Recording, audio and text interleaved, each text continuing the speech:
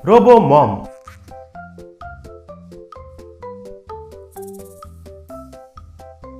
एक गांव में मोतीलाल कहकर एक बूढ़ा वैज्ञानिक एक प्रयोगशाला लगाया था। वे उनके प्रयोगशाला में 24 घंटों तक कई तरीके के रोबोट्स के ऊपर प्रयोग करता रहता था। खाना पीना सोना सब कुछ छोड़कर वही काम में लगा हुआ रहता था। जब भी मोतीलाल उस गांव में आता था तब सब लोग उनको पागल की तरह देखते थे। उस गांव में जगजीत कहकर एक जमींदार रहता था। उनके दो बेटे थे। बड़ा बेटा मनदीप अमीर लड़की के साथ शादी किया। उनको एक ही बेटा था गोलू। वो बहुत खाऊ था, पढ़ाई में उसका लगन नहीं था। जमींदार का दूसरा बेटा सुरजीत चारू कहकर एक गरीब लड़की के साथ शादी किया। उनको मनु मानसी कहकर दो बच्चे थे। वे बहुत अच्छे पढ़ते थे। बड़ा बेटा मनदीप उनके पिताजी को व्यापार में मदद करता था। सुरजीत तो बहुत नादान था, उन्हें कुछ काम भी नहीं आता था। इसलिए पिता जगजीत के साथ साथ भाई सुवर्णा भी सुरजीत के परिवार को कम नजर से देखते थे। घर का सारा काम चारू ही करती थी।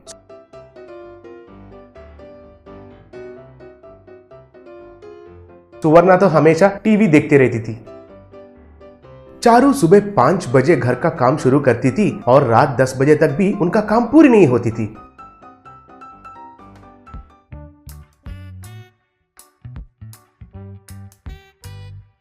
उन्हें देखकर सुरजीत और उनके बच्चे बहुत दुखी होते थे, लेकिन कुछ नहीं कर सकते थे। एक दिन बदनसीब से सुरजीत एक कार एक्सीडेंट में मर गया था। चारू और उनके बच्चों को तो उस शॉक में से रोना भी नहीं आया था। तब से लेकर उनका मुसीबत दुगना हो गए थे। एक दिन सुवर्णा घर में सबको बुलाकर, देखिए हमारे घर में निकम्मे लोग ज्यादा हो गए हैं। उनके खर्चों के अलावा वो और कोई काम के नहीं हैं। इसलिए आज से हमारे घर में 2 नौकरों को काम से निकाल रही हूँ और उनका काम भी चारू को ही करना है। तभी चारू और उसके 2 बच्चों को इस घर में खाना मिलेगा। क्यों, मैं जो बोली वो दिमाग में घुसा कि नहीं? कहकर चिल्लाई। चारू ने हाँ बोलकर अपना सर हिलाई। जगजीत और मनदीप तो हाँ तुम ही सही बोली कहकर उनके हाँ में हाँ मिला दिए। उस दिन से लेकर चारू घर का काम के साथ साथ थैलियों को उठाना ऐसा कूली काम भी करने लगी। उन्हें देखकर मनु और मानसी रोज रोते थे। गांव वाले भी उनका हालत देखकर बहुत दुखी होते थे। एक दिन मनु और मानसी मोतीलाल के प्रयोगशाला में गए थे।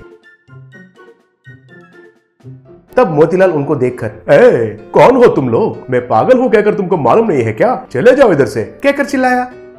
हमें मालूम है अंकल कि आप पागल नहीं हैं। हम रोबोट्स के बारे में बहुत पढ़े थे। हमें पता है कि आप रोबोट्स बनाते हैं। हमारी माँ तो इन रोबोट से भी बहुत ज्यादा मेहनत करती है। जब माँ नींद में दर्द से रोती है तो उन्हें देखकर हमें भी रोना आता है अंकल। शायद आप उनको रोबोट जैसे बदल सकते हैं कहकर पूछने आए हैं अंकल। तब उनको कोई भी दर्द महसूस नहीं होगा ना? तब मानसी मोतीलाल को उनका घर में जो हो रहा है वो सब बताई। मोतीलाल सब सुनकर, वाह, कहे तो रोबो मॉम, ये तो मेरे लिए एक बड़ा सा चैलेंज है। कल ही आप तुम्हारे माँ को इधर लेकर आइए।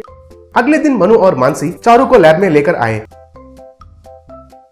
ये कौन सी जगह है? मुझे इधर क्यों लेके आए? इतने में मोतीलाल उनको एक इंजेक्शन दिया। वो बेहोश होकर गिर गई।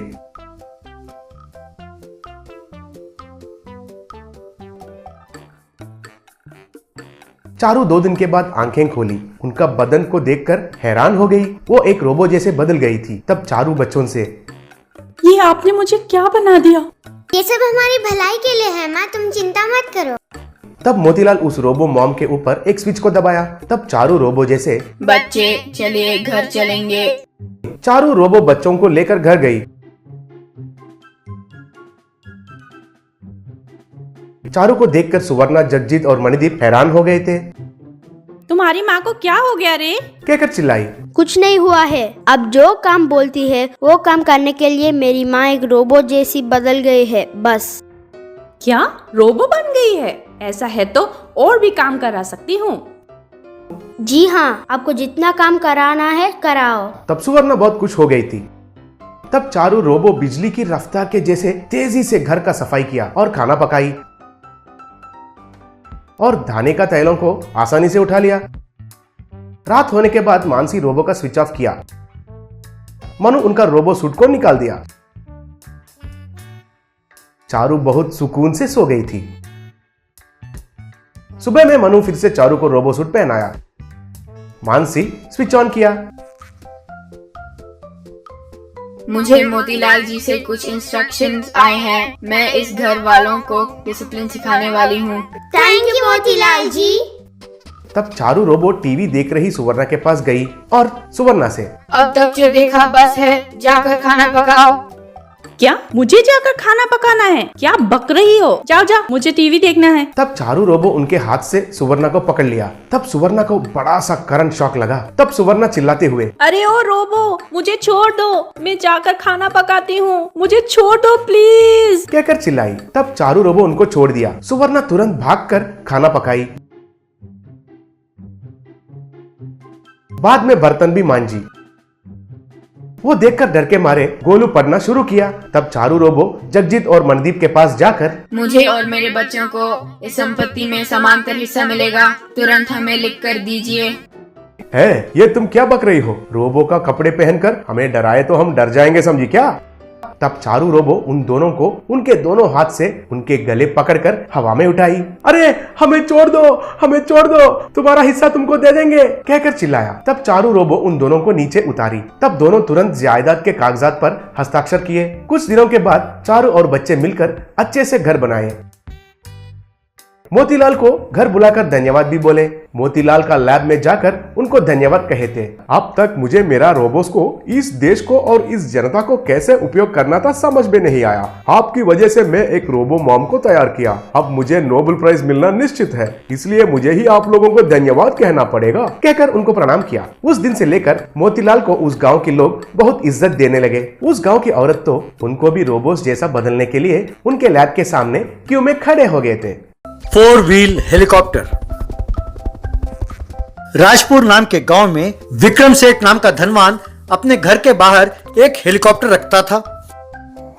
उसे देखकर उस गांव का लड़का एरोनॉटिकल इंजीनियर दुबे विक्रम सेठ के पास आया और, सेठ जी, ये क्या, कोई भी अपने घर के बाहर कार खड़ा करता है और ज्यादा पैसे हो तो कीमती कार खड़ा करता है, और ज्यादा शेखी मारना हो तो 4-5 कॉस्टली कार रख लेते हैं, पर आप क्या सीधा हेलीकॉप्टर ही रख लिया अपने घर के बाहर? इसके पीछे क्या कहानी है? बड़ा अच्छा सवाल किया दुबे। अगर इस हेलीकॉप्टर के बारे में जानना हो तो हमें 1980 साल में जाना पड़ेगा। फ्लैशबैक।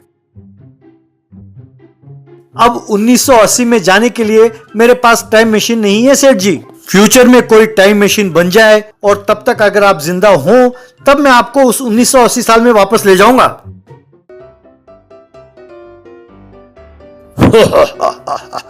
अरे 1980 में तुमको भौतिक आकार में लेके जाने की जरूरत नहीं पड़ेगी, हमें सिर्फ मानसिक रूप में उस साल में जाना होगा।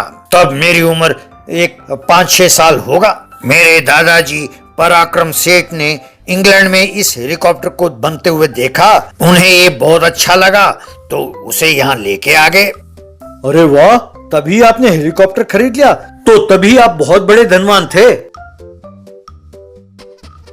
हाँ, हमारे पास बहुत पैसे थे। मेरे दादाजी डींगे मारने के लिए वो हेलीकॉप्टर यहाँ ले आए, पर उसे चला नहीं पाए, तो कोई और चलाए तो मैं क्यों बैठूं? ऐसा सोचकर उन्होंने लाइब्रेरी में जाकर कई किताबें पढ़कर 30 दिनों में हेलीकॉप्टर कैसे उड़ाया जाए ये सीखकर वो ये हेलीकॉप्टर उड़ाना चाहते थे, लेकिन आधे अधूरे ज्ञान से वो उड़ा नहीं पाए। फिर थोड़ी ऊपर उठाकर फिर उसे नीचे उतार नहीं पाए। फिर यूं डावाडोल होते हुए वो हेलीकॉप्टर नीचे उतरा तो उसका स्टैंड टूट गया। अच्छा, तो यूं ये वहां पे पड़ा हुआ है? अरे इतना ही नहीं, उसके बाद फिर उड़ाने की कोशिश की और नया स्टैंड मंगवाने की कोशिश भी की। इतने में कहीं और युद्ध छिड़ गया। उसके बाद वो स्टैंड के कॉस्ट में एक नया हेलीकॉप्टर आएगा ये पता चला, तो क्या करना है समझ में नहीं आया और हेलीकॉप्टर को घर के सामने पार्क कर दिया। हेलीकॉप्टर घर के बाहर रखा है, लेकिन पराक्रम सेठ उसे उड़ा नहीं पाता कहकर सारा गांव खिल्ली उड़ाने लगा। तब वो रूठकर पैलेस छोड़कर जंगल की ओर चले गए। तब के गए हुए मेरे दादाजी अब तक नहीं लौटे। अरे ये तो कहानी बहुत इंटरेस्टिंग है। आप जंगल में जाकर ढूंढे नहीं? क्यों नहीं ढूंढा? लोगों को भेजकर पूरा जंगल छान मारा। लेकिन कोई फायदा नहीं हुआ। मुझे तो शक है कि मेरे दादा पराक्रम सेठ अभी भी जंगल में जिंदा हैं। एक काम करते हैं सर, ये हेलीकॉप्टर तो बड़े सॉलिड मशीन से तैयार किया गया है। आप कहें तो मैं इसे एक बार रिपेयर कर दूं। इसे उड़ाते हुए पूरा जंगल छान मारेंगे और आपके दादाजी को वापस ले आएंगे। क्या ये मुमकिन है दुबे? मैं क्या वैसा स्टैंड ला पाऊंगा? उसकी जरूरत नहीं है सेठ जी, ऐसा स्टैंड आप नहीं ला पाएंगे, ना ही वो मिलेगा। पर आप मुझे 4 साइकिल के पहिए मंगवा दीजिए। क्यों भाई दुबे, क्या मैं तुमको इतना मूर्ख दिखता हूँ? अब साइकिल के पहिए कैसे लगेंगे इस पे? सेठ जी, आप मेरा विश्वास नहीं करते हैं ना, तो आप देखते जाइए, मैं ही साइकिल लेके आता हूँ और हेलीकॉप्टर उड़ा के दिखाता हूँ। कहकर वो मार्केट गया और 2 साइकिल ले आया। वो दोनों साइकिल्स को अपने कंधों पर लटकाकर मार्केट से आ रहा था कि तभी उसे देखकर मुन्ना, क्यों रे दुबे, लगता है नया साइकिल खरीदा है तुमने? पर 2 साइकिल किस लिए? ये ना कहना कि एक चोरी हो गई तो दूसरा मैं चलाऊंगा। नहीं भैया, इन दोनों साइकिलों से मैं विक्रम सेठ के घर में पड़ा हेलीकॉप्टर को उड़ाना चाहता हूँ। तब मुन्ना जोर से हंसता हुआ अरे ये क्या, मैं तो सोच रहा था कि तुमने इंजीनियरिंग की पढ़ाई की है, पर तुम तो पागलों जैसी बातें कर रहे हो। साइकिल से हेलीकॉप्टर कैसे उड़ाओगे भैया? उड़ा के दिखाता हूँ भैया। अगर तूने उड़ा दिया तो मैं आधी मूछें कटवा के गधे पर बैठ के पूरे गांव से जाऊंगा और अपनी जमीन तेरे नाम कर दूंगा। बोलो मंजूर है? ठीक है, मुझे तुम्हारा शर्त मंजूर है, पर अगर तू नहीं उड़ा पाया, तुम्हारा शर्त क्या है? अपनी जमीन मेरे नाम कर दोगे? मैं हार गया तभी ना, हारने वाले तुम हो भैया, देखते जाओ। ये सुनकर आसपास के लोग, अरे वाह, ये तो बहुत मजेदार लग रहा है, चलो जाकर देखते हैं कि क्या होता है, कहकर सब विक्रम सेठ के घर के बाहर जमा हो गए। वे ने उन दोनों साइकिलों के पहिए के साथ 4 व्हील हेलीकॉप्टर तैयार किया। उसे बड़े ध्यान से विक्रम सेठ देख रहा था। क्या भैया, ये उड़ेगा क्या?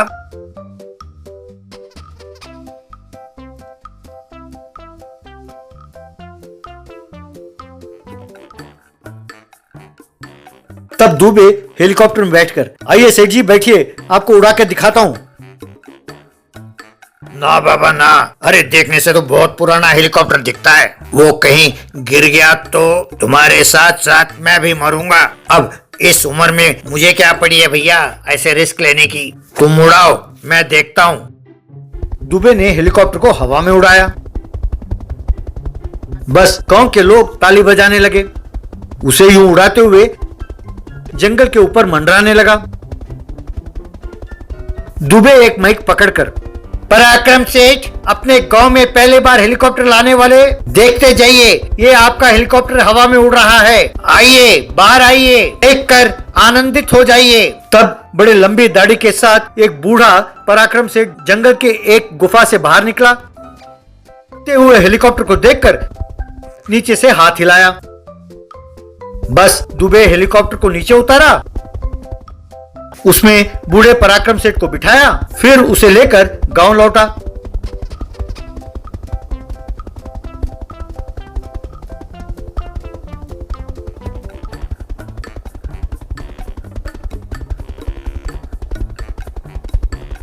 बूढ़े पराक्रम सेठ को देखकर विक्रम सेठ दौड़ता हुआ गया और, दादाजी, मैं आपका पोता विक्रम सेठ हूँ, आप अभी तक जिंदा हैं?